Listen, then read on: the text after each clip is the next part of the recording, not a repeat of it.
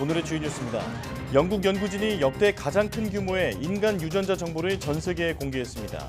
개개인의 습관과 환경, 건강 정보까지 함께 묶어서 공개했는데 유전자와 질병의 연관성은 물론 질병을 고칠 유전자 가위 개발에도 활용할 수 있을 전망입니다.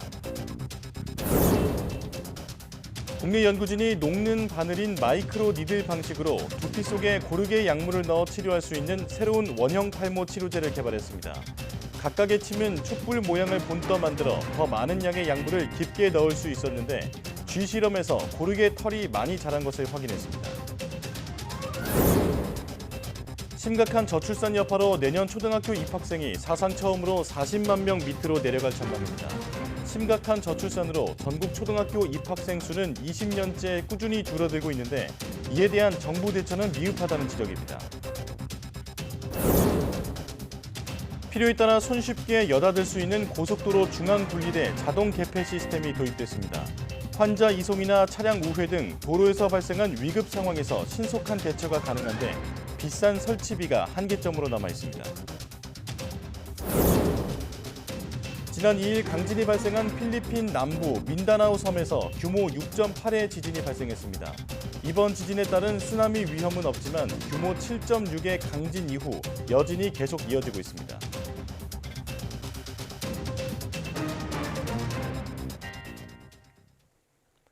여러분 안녕하십니까? 12월 4일 사이언스 투데이입니다. 인간 유전자 정보를 전부 밝혀내면 희귀 유전병이나 난치병의 근본적인 원인을 밝히고 치료 방법을 얻어낼 가능성이 훨씬 높아질 텐데요.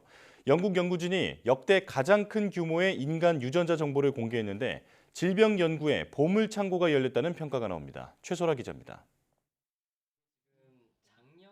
나이가 들면서 눈의 신경 조직인 황반에 노폐물이 쌓이는 노인성 황반 변성. 65세 이상 노인에서 10명 중 1명꼴로 발병하고 실명 원인 1위를 차지하는 질병입니다.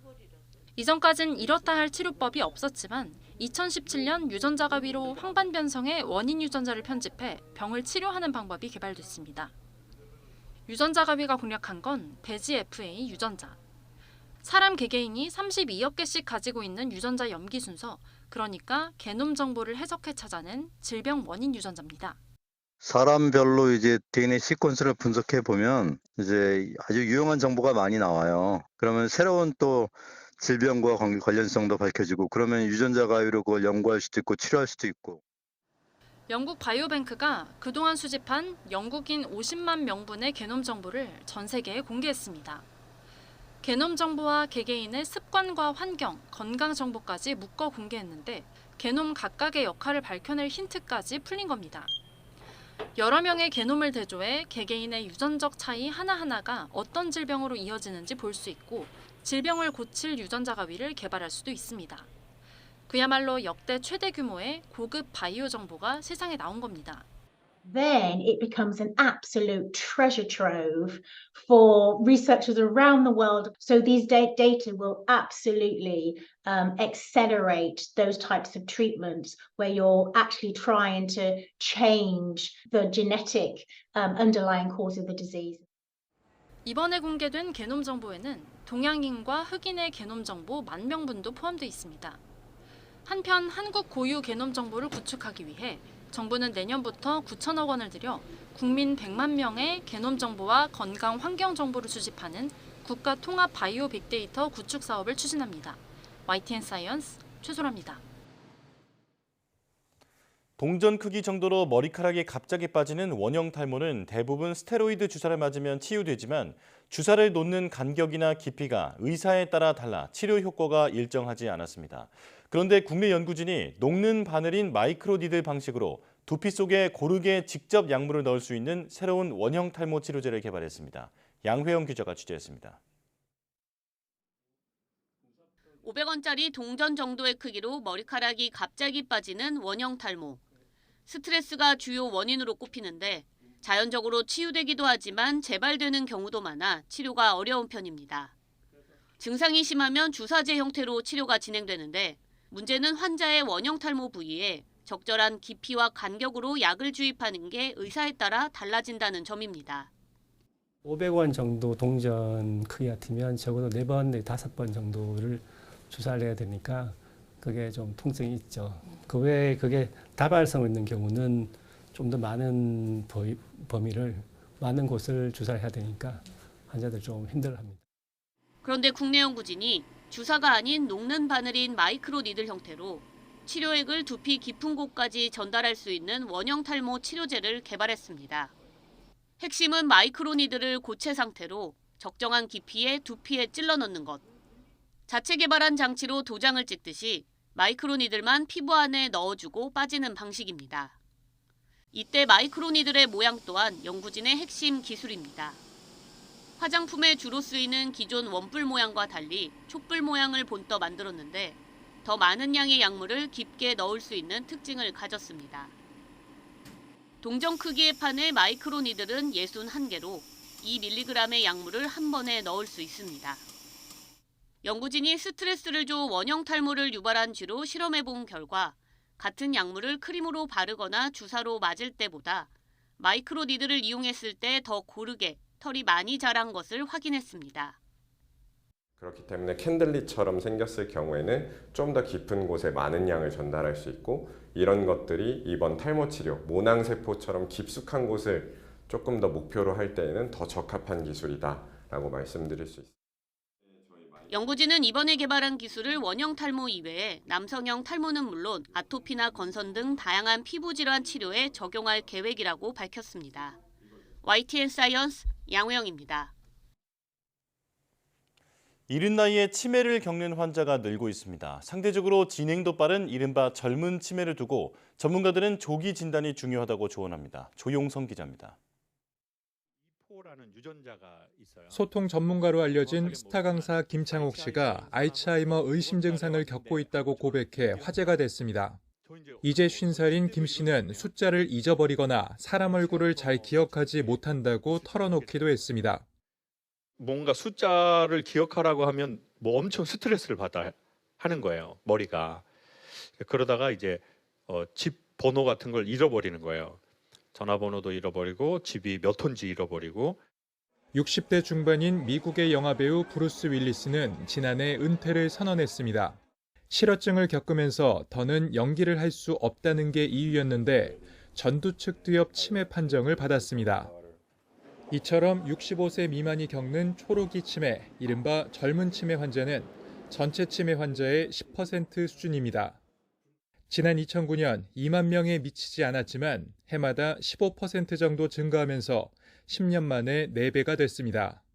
성별로는 여성이 더 가파르게 증가해 5배 넘게 늘었습니다.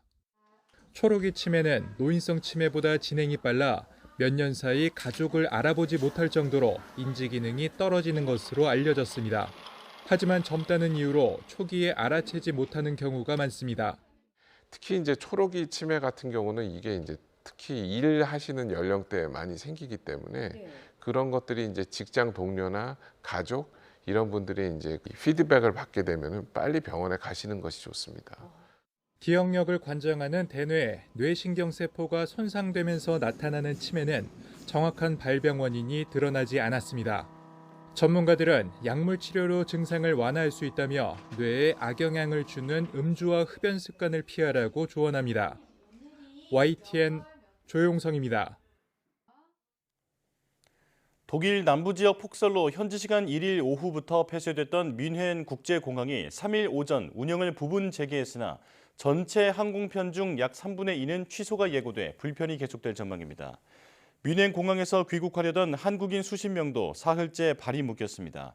뮌헨 공항은 웹사이트와 소셜미디어를 통해 이날 오전 6시부터 운항을 재개한다면서도 운항에 제한이 있는 만큼 공항에 오기 전 운항 여부를 확인해달라고 당부했습니다. 인도네시아에서 가장 활발히 활동하는 므라피 화산이 현지 시간 3일 또 폭발했습니다. AFP 통신 등에 따르면 인도네시아 중부 자바 족자카르타 인근의 므라피 화산이 3일 오후 2시 54분쯤 폭발했다고 재난 당국이 밝혔습니다. 당국은 화산 정상에서 최고 3km 높이까지 화산재가 치솟는 것도 목격됐다고 설명했습니다. 이어 인명피해 등은 아직 보고되지 않았다며 폭발이 계속되고 있다고 덧붙였습니다. 해발 2,891m인 므라피 화산은 1930년 대폭발을 일으켜 1,300명이 사망했고 2010년에도 대폭발로 350명 이상이 숨졌습니다. 최근에도 수시로 화산재와 용암을 분출하고 산사태와 지진이 반복되고 있습니다. 지난 2일 규모 7.6의 강진 이후 여진이 이어지고 있는 필리핀 남부 민다나오 섬에서 규모 6.8의 지진이 또 발생했습니다. 이번 지진은 오늘 새벽 필리핀 민다나오 섬 북부의 부투안 동쪽 117km 지점에서 발생했으며 진앙의 깊이는 39km입니다. 미국 쓰나미 경보 시스템은 이번 지진에 따른 쓰나미 위험은 없다고 밝혔습니다. 민다나오 섬에서는 지난 2일 오후 규모 7.6의 지진이 발생한 후 여진이 이어지고 있습니다. 이 일에는 지진으로 쓰나미 경보가 발령됐으며 최소 2명이 숨지고 여러 명이 다친 것으로 전해졌습니다. 이후 쓰나미 경보는 해제됐으나 교량이 파괴되고 전력 공급이 중단되는 등 피해가 발생했다고 당국은 밝혔습니다. 또 어제는 오전과 오후에 걸쳐 부투안 동쪽 해역에서 규모 6.2에서 6.6의 지진이 잇따라 발생했습니다.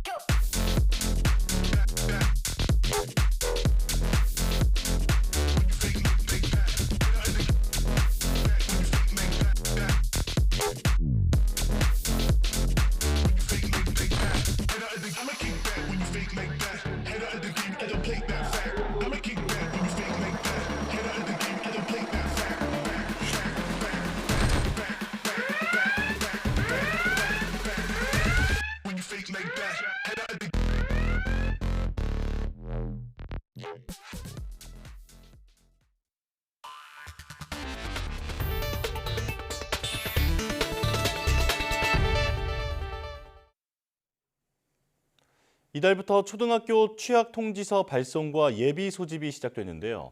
내년 초등학교 입학생이 사상 처음으로 40만 명에 못 미칠 것으로 보입니다. 저출산 여파로 학령 인구가 급감하면서 조만간 30만 명 선도 위태롭다는 전망입니다. 신지문 기자입니다. 이번 달부터 전국 행정복지센터에서 초등학교 입학 예정 아동의 보호자에게 취약 통지서가 발송됩니다. 주민등록 인구를 바탕으로 취약 연령인 6살 아동 인구가 추려지는데 내년에는 사상 처음으로 초등학교 입학생 수가 40만 명 밑으로 내려갈 거라는 전망이 나옵니다.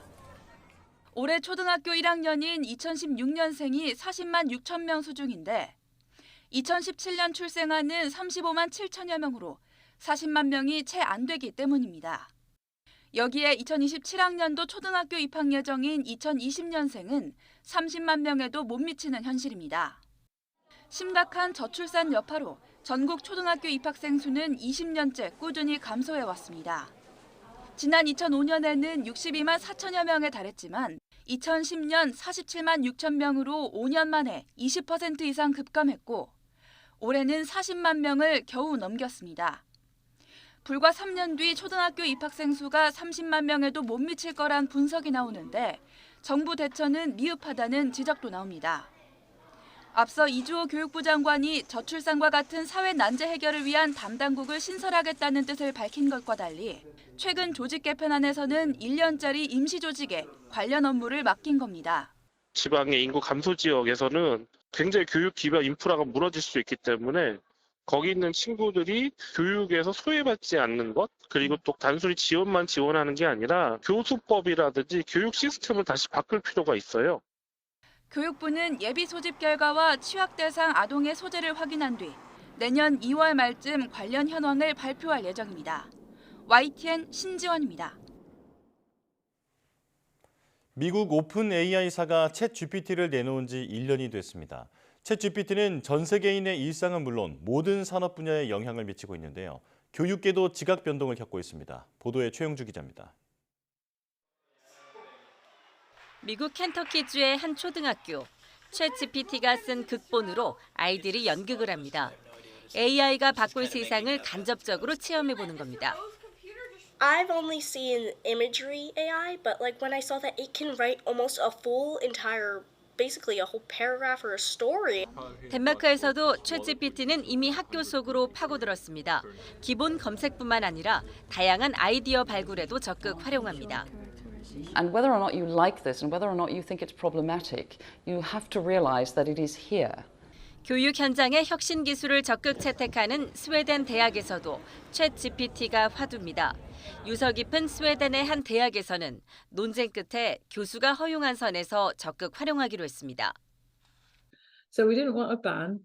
So instead we've got permissive approaches which you can use it as long as you're certain that the assessment is valid.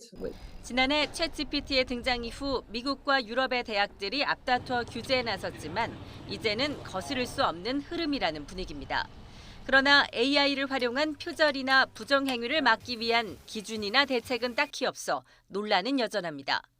이렇다 보니 유네스코는 13세 연령 제한 등 교실에서의 챗GPT 활용에 대한 지침까지 마련했습니다. The speed of change in technology is absolutely at the different scale of the speed education systems can reform, can change. That's why UNESCO is calling for a deep transformation. 챗GPT가 등장한 지 1년 만에 교육계도 지각 변동을 겪는 가운데 이제 학생들은 무엇을 배웠느냐보다 어떤 질문을 하느냐가 더 중요한 시대가 됐다고 전문가들은 말합니다. YTN 최영주입니다. 고속도로 중앙 분리대를 자동으로 여닫는 시스템이 첫 선을 보였습니다. 상용화되면 환자 이송이나 차량 우회 등 위급 상황에 효과적으로 대응할 수 있을 것으로 기대됩니다. 김민성 기자입니다. 고속도로 교통사고 현장. 부서진 차량 여러 대가 도로 위를 놔뒹굽니다.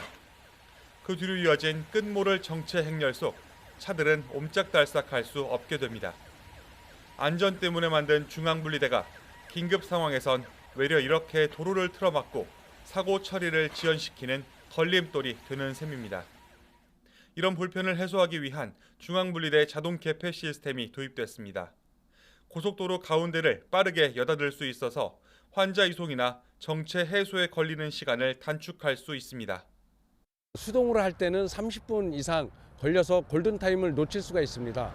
그래서 자동 개폐 시스템을 하면 골든타임을 놓치지 않고 1분 내에 개폐해서 해체할 수 있기 때문에 한국도로공사가 국내 중소기업과 개발한 이 설비는 도로교통연구원 충돌시험에서 안전성을 인정받았습니다. 8톤 화물차가 시속 80km로 들이받아도 정상 작동하는 것으로 나타났습니다. 터널에서는 이 설비를 갓길에 설치합니다. 그렇게 되면 대피 공간을 보호하고 혹시 모를 터널벽 충돌 사고 피해도 조금이나마 줄일 수 있습니다. 평소 열려있던 대피 공간에 이런 식으로 움직이는 벽을 설치한 건데요. 위험 상황이 발생했을 때는 원격으로 또는 수동으로 벽을 움직일 수 있게 한 겁니다. 다만 기존 가드레일보다 설치비가 서너 배가량 비싼 건 단점입니다. 한국도로공사는 상습 위험 구간을 시작으로 새 시스템을 차차 늘려갈지 검토하고 있습니다. YTN 김민성입니다. 아파트 같은 고층 건물에 불이 나면 대피하는 과정에서 인명피해가 나는 경우가 많습니다. 고층 건물 화재 시 안전하게 대피하는 방법을 유서현 기자가 알려드립니다. 아파트 창문이 깨져 있고 곳곳이 까맣게 그을렸습니다. 1층에서 난 불은 다른 층으로 번지지 않고 40분 만에 꺼졌지만 10층에 살던 주민 한 명이 계단을 통해 옥상으로 대피하려다가 통로를 타고 올라온 연기에 질식해 숨졌습니다. 오히려 집안에 있었다면 변을 피할 수 있었을 거란 게 소방 전문가 분석입니다. 실제로 2019년부터 3년 동안 발생한 아파트 화재로 숨지거나 다친 사람 가운데 약 40%가 대피하다가 화를 입었습니다. 아파트의 경우에는 화재가 났을 경우 다수의 층으로 확산되는 경우가 그렇게 많지는 않습니다. 오히려 화재를 피하려다가 계단에 있는 복도에 있는 연기로 인해 사상자 발생하는 경우가 많거든요. 소방당국도 장소와 관계없이 일률적으로 대피를 먼저 하도록 했던 지침을 바꿨습니다. 고층 건물의 경우 일단 상황 판단이 중요하다고 결론 내렸습니다. 내 집에서 불이 났다면 바로 대피해야 하지만 불이 다른 곳에서 났고 자신이 있는 공간에 영향이 없을 것으로 보이면 문을 닫아 연기와 불이 들어올 가능성을 차단하고 진압과 구조를 기다리는 게 오히려 안전할 수 있습니다. 건물 규모에 따라서도 대피 방법은 달라집니다. 50층 이상 초고층 건물은 30개 층마다 피난 안전구역을 한 곳 이상 설치하도록 하고 있습니다. 무리해서 바깥으로 탈출을 시도하는 것보다 가까운 피난 안전구역으로 몸을 피하는 게 차라리 안전합니다. 훈련 장소는 1층 정문, 1층 후문, 5층 수영장, A동 29층 피난룸, A동 30층 피난 안전구역입니다. 다만 30층 이상 고층 건물은 직통 계단이 있는 경우 대피 공간 설치 의무가 없습니다. 이런 경우 자신이 사는 곳이나 일하는 곳에 대피 공간이 있는지 미리 파악해두는 것이 좋습니다. YTN 유서연입니다. 배추 농가가 종종 겪는 병충해 가운데 잎과 줄기가 물러지는 균핵병이 있습니다. 이 병을 일으키는 곰팡이를 토양 속 미생물로 사멸시키는 기술이 개발돼 앞으로 친환경 농법에 활용될 전망입니다. 김평정 기자입니다. 속이 꽉 차게 잘 자란 배추가 밭을 가득 채웠습니다. 흔히 볼 수 있는 배추밭 같지만 사실은 병해충 연구를 위해 특별히 관리된 밭입니다. 이 밭에서 자란 배추엔 국내 토양에서 발견된 미생물인 방선균이 살포됐습니다. 배추는 곰팡이 감염으로 줄기와 잎이 물러져 결국 썩게 되는 균핵병에 걸릴 수 있는데 이를 방선균이 예방할 수 있다는 사실이 확인됐기 때문입니다.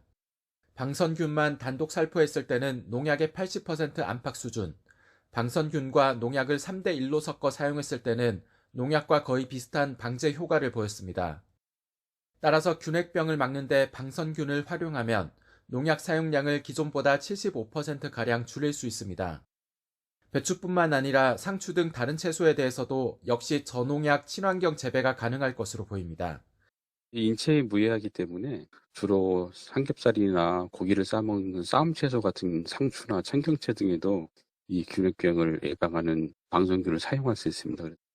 방선균이 살포된 밭에서 자란 배추는 무게가 약 1.2배 더 나가는 등 생장 촉진 효과도 있었다고 연구진은 설명했습니다. 방선균은 토양 속에서 유기물을 분해하는 미생물로 현재 사용하는 항생제의 60%가량이 방선균을 활용해 개발됐습니다. 방선균을 대량 증식하는 기술도 확보한 연구진은 이를 화학농약 대체품 개발에 활용하도록 민간 기업에 기술 이전할 계획입니다. YTN 김평정입니다. 이달부터 내년 3월까지 미세먼지 저감을 위해 서울 시내 전역에서 배출가스 5등급 차량 운행이 제한됩니다. 저공해 조치를 하지 않고 배출가스 5등급 차량을 운행할 경우 하루 10만 원의 과태료가 부과됩니다. 단속 시간은 토요일과 일요일, 공휴일을 제외한 평일 오전 6시부터 오후 9시까지입니다. 소방차, 구급차 등 긴급 차량과 장애인차는 대상에서 제외되며 매연 저감 장치 부착 불가 차량 중 기초생활수급자, 차상위 계층, 소상공인 소유차도 제외됩니다.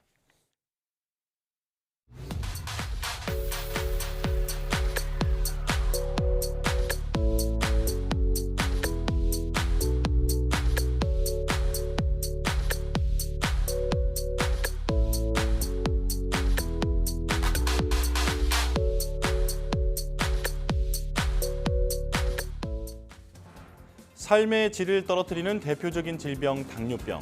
대사기능 저하뿐 아니라 뇌와 심장, 눈 등 신체 다양한 곳에 합병증을 일으키는 무서운 병이지만 초기 증상이 거의 없어 치료 시기를 놓치는 경우가 많은데요. 오늘 오후 사이언스 투데이에서는 전문의와 함께 당뇨병의 원인과 증상, 치료와 예방법까지 자세히 알아보겠습니다. 많은 시청 바랍니다. 뉴스 마칩니다. 고맙습니다.